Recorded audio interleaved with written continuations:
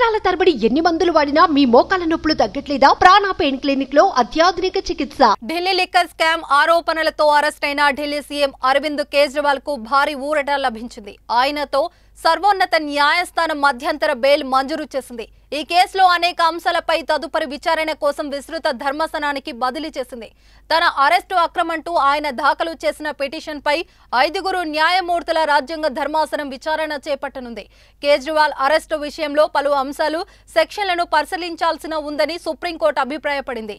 ఢిల్లీ మద్యం పాలసీ రూపకల్పనలో అవకతవకలు పాల్పడ్డారని, ఈ వ్యవహారంలో కేజ్రీవాల్ కు 100 కోట్ల ముట్టాయని ఈడీ ఆరోపణ చేస్తుంది.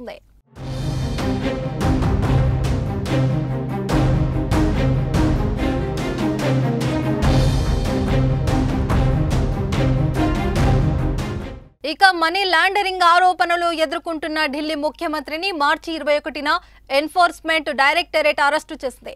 ఈ కేసులో గత నెల రౌజ్ అవెన్యూ కోర్టు ఆయనకు బెయిల్ మంజూరు చేయగా ఈడీ ఈ తీర్పును ఢిల్లీ హైకోర్టులో సవాల్ చేసింది.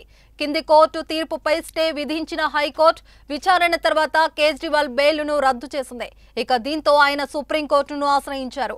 వాస్తవానికి హైకోర్టు స్టే విధించడాన్ని సవాల్ చేయగా తుది తీర్పు వెలువడించిన తర్వాత తాము నిర్ణయం తీసుకుంటామని, ఈ విషయంలో అప్పటి వరకు జోక్యం చేసుకోబోమని సుప్రీంకోర్టు తేల్చి చెప్పింది. తాజాగా ఢిల్లీ ఆయనకు మధ్యంతర బెయిల్ మంజూరు చేస్తూ సర్వోన్నత న్యాయస్థానం తీర్పునిచ్చింది.